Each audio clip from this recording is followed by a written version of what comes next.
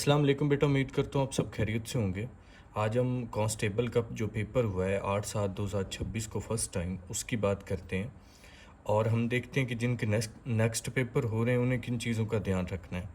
सबसे पहला क्वेश्चन आया हुआ था जो कैद आज़म की डॉटर हैं डीना वाडिया, वो कहाँ पे बरीड हैं।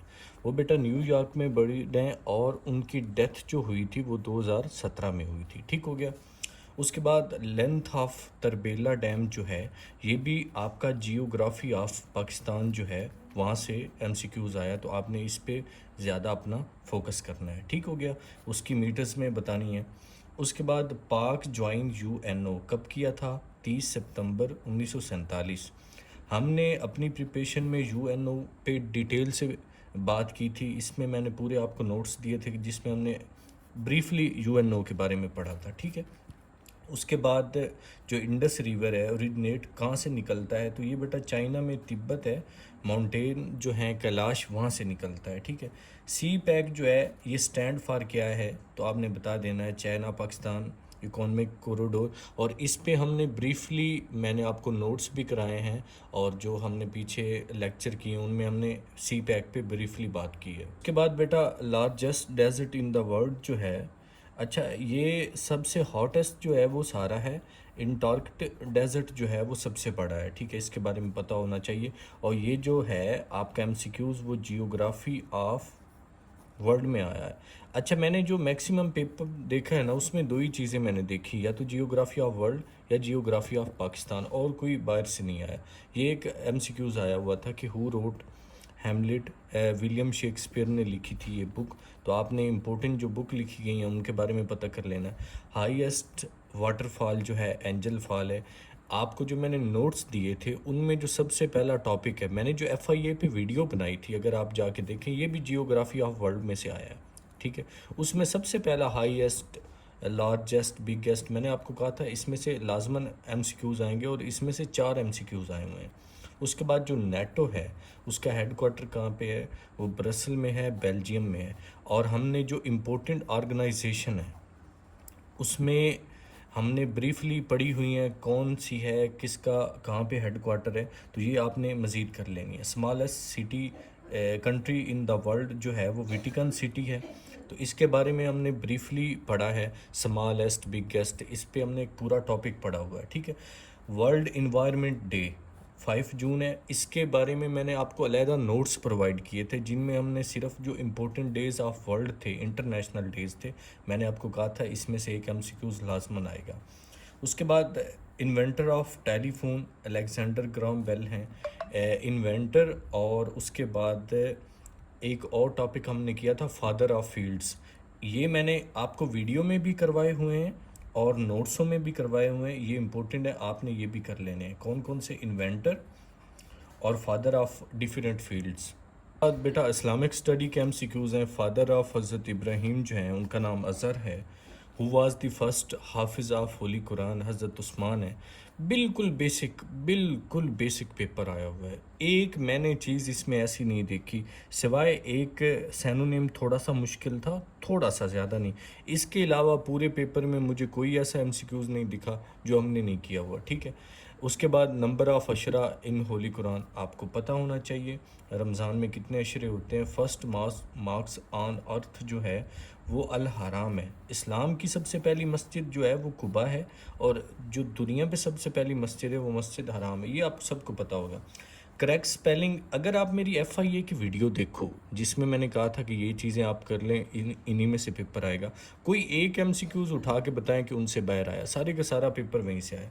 प्रोडक्शन का करेक्ट स्पेलिंग आया, मैंने इसके नोट्स भेजे, उन्हीं में से आया है करेक्ट स्पेलिंग के, मैंने अलहदा आपको नोट्स करवाए थे।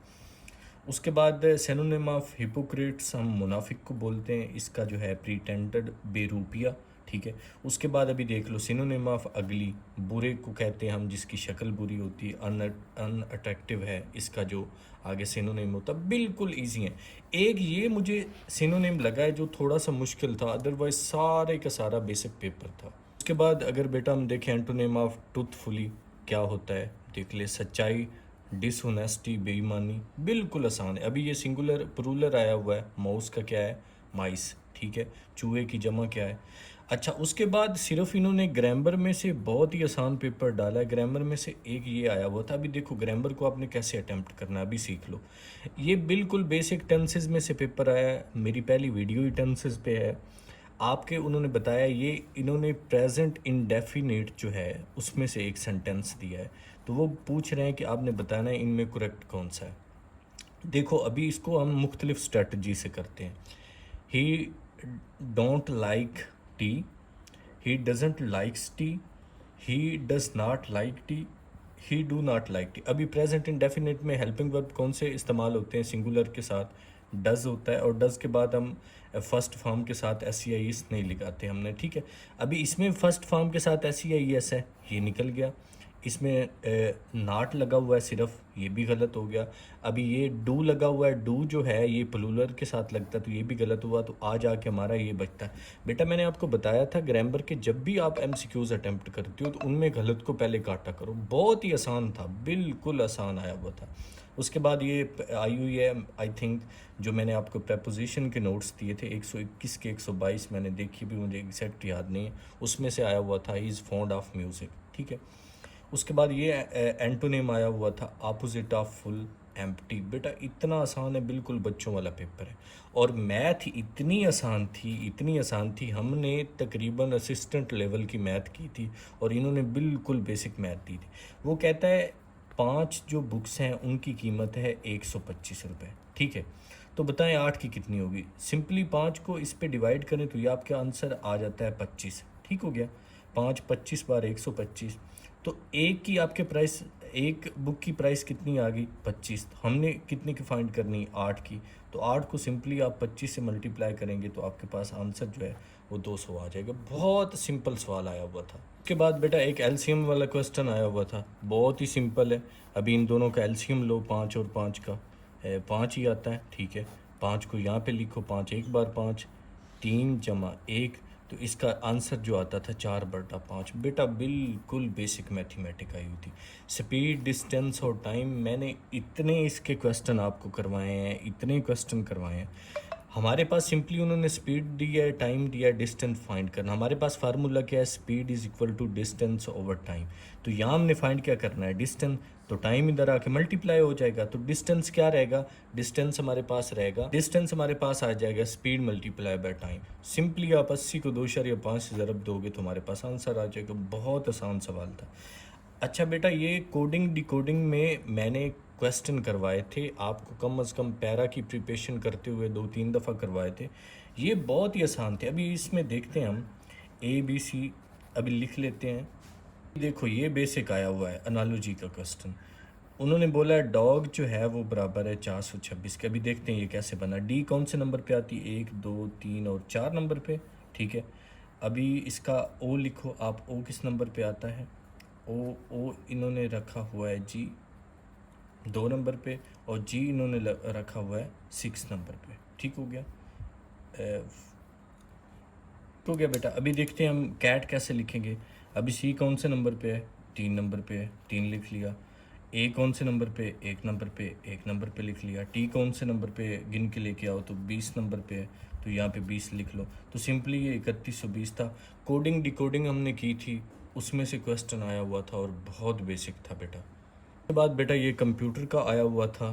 FIA के रिलेटेड उन्होंने सिंपल ये पूछा था, CCW जो है वो कौन सी विंग है? वो साइबर क्राइम विंग है, ठीक है। ये स्टैंड फॉर आया हुआ था। ये जो भी क्राइम होते हैं सोशल मीडिया पे या जो भी मामलात रहते हैं उनके रिलेटेड है।